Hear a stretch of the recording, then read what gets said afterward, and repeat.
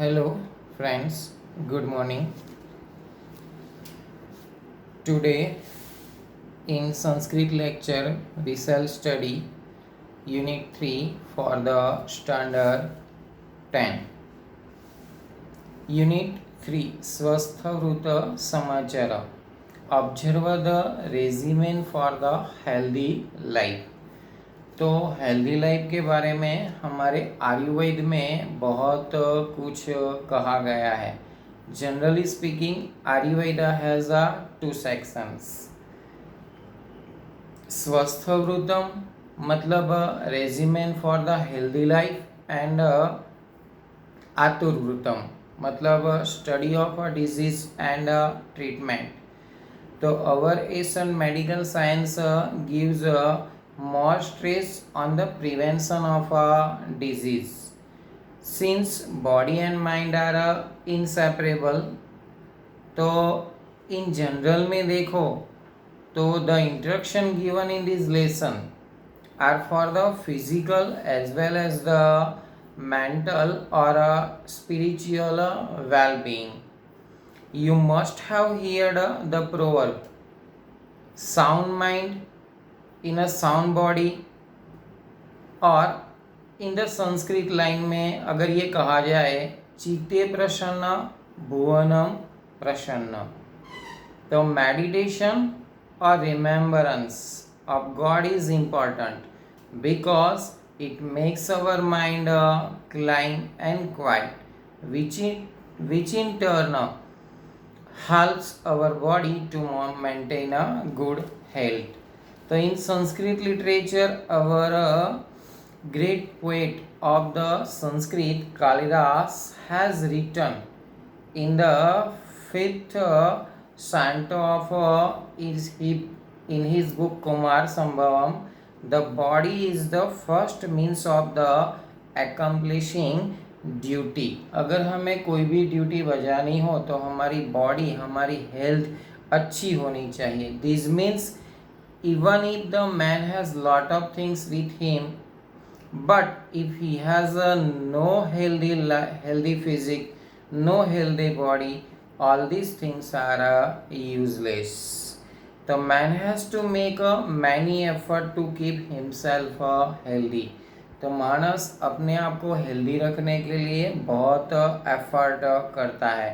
तो one of them is day to day routine. तो इन सब में से एक है कि हमारा डे टू डे रूटीन अगर अच्छा रहेगा तो हमारी हेल्थ भी अच्छी रहेगी. If day to day routine is a good, अगर हमारा day to day routine good है तो हेल्थ रिमेन्स गुड. तो हमारी हेल्थ भी कैसी रहेगी, अच्छी रहेगी. ओके.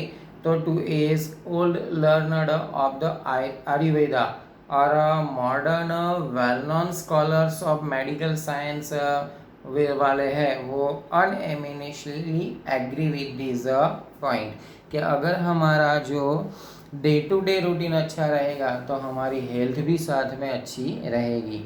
तो ये स्वस्थवृत समाचार इस चैप्टर में कालिदास हमें यही एडवाइस देते हैं. तो let's see the poem unit number 3 स्वस्थवृतम समाचर. तो लेट्स स्टार्ट. बाल उत्तिष्ठ शय्यातः स्वस्थवृतम समाचरम स्मर जगद विधातारम तत शुद्ध जलम पीबम. बाल बाल मतलब बालक को, ओ चाइल्ड. उत्तिष्ठ उत्तिष्ठ मतलब वेकअप राइज. युतिष्ठ यहाँ पे क्रियापद है. आग्नेयार्थ इम्परेटिव सेकंड पर्सन सिंगुलर का ये वर्ब है. शय्यात शय्यात मतलब फ्रॉम द बेड. स्वस्थवृतम स्वस्थवृतम मतलब हेल्दी बिहेवियर, अच्छा बिहेवियर, अच्छा वर्तन. समाचार समाचार मतलब वेल करना चाहिए. यह समाचार भी यहाँ पे वर्ब है, वो भी इम्परेटिव सेकंड पर्सन सिंगुलर का वर्ब है. स्मर स्मर मतलब याद करना, रिमेम्बर. तो ये भी यहाँ पे एक क्रियापद है, वो भी इम्परेटिव मूड के अंदर ही है. आग्नेयार्थ सेकंड पर्सन सिंगुलर में. जगद विधातारम जगत जगत मतलब विश्व के. विधातारम विधातारम मतलब सर्जनहार, the creator of the world.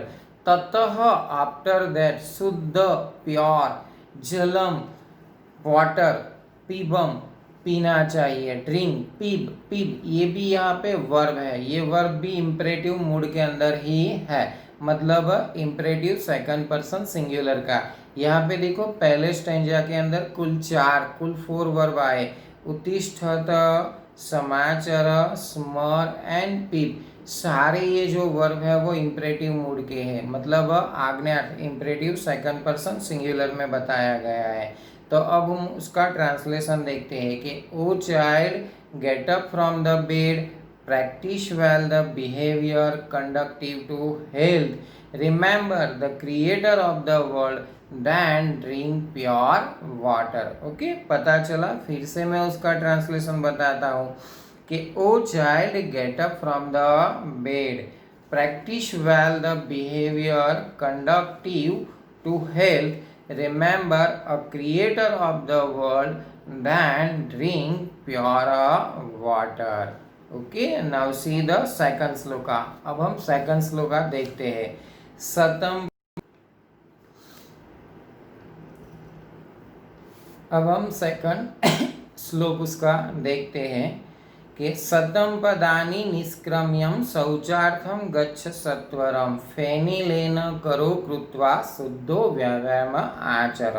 शतम, शतम मीन्स 100, पदानि मतलब स्टेप्स, निष्क्रम्य, निष्क्रम्य मतलब दूर जाके, शौचा अर्थम फॉर द वॉशरूम, गच्छ गो जाना चाहिए, सत्वरम जल्दी से। तो यहाँ पे देखो गच्छ, गच्छ ये वर्ब है, वो भी इम्परेटिव मूड है, imperative mood second person singular में। और दूसरा यहाँ पे वर्ब है, वर्ब को यहाँ पे कृदंत के अंदर ट्रांसलेट किया है, निष्क्रम्य निकल के उसको बना दिया निष्क्रम, उसमें से निष्क्रम्य बनाया गया है, वो कृदंत बनाया गया है।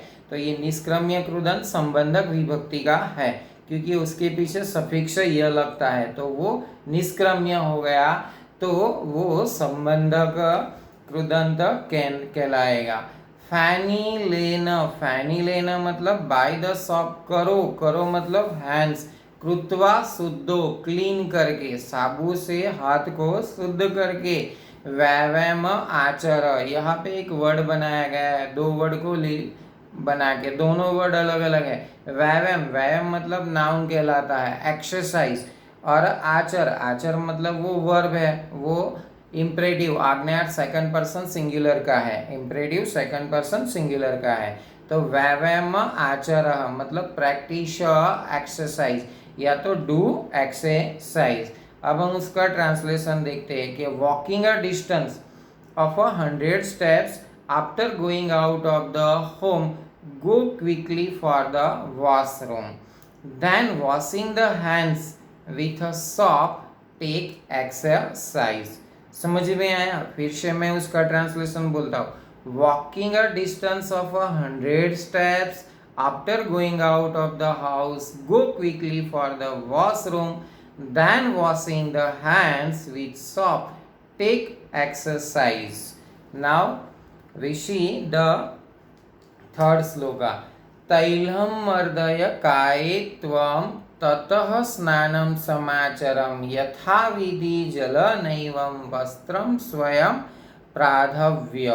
तैलम, तैलम मतलब बाय द ऑयल, मर्दय, मर्दय मतलब मसाज करके, काय, काय मतलब ऑन द बॉडी, त्वं योर, तत आफ्टर दैट, स्नानम बाथिंग, समाचरम प्रैक्टिस करना चाहिए। तो क्या कहा? तैलम मर्दय काये त्वं ततः स्नानं समाचरम, massage your body with oil, then take a bath, के पहले ऑयल तेल से अपनी बॉडी के ऊपर अच्छे से मसाज कीजिए, उसके बाद आप नहाइए। यथाविधि जलनैवं वस्त्रम, यथाविधि नहाने के बाद, यथाविधि by the good method, by a right manner, जलनैव बाय द वाटर, वस्त्रम मतलब क्लोथ, स्वयं अपने आप, ओवन सेल्फ, प्राधव्य, प्राधव्य मतलब वॉश, वॉश कीजिए। कि wash your oven garment, wash your oven clothes in the right manner. तो हमारे शास्त्र में यही बताया गया है कि हर एक आदमी को नहाने के बाद अपने कपड़े खुद ही धोने चाहिए, अपने कपड़े किसी और को धोने नहीं देने चाहिए। ओके, ये हमारे आयुर्वेद के शास्त्र में बताया गया है।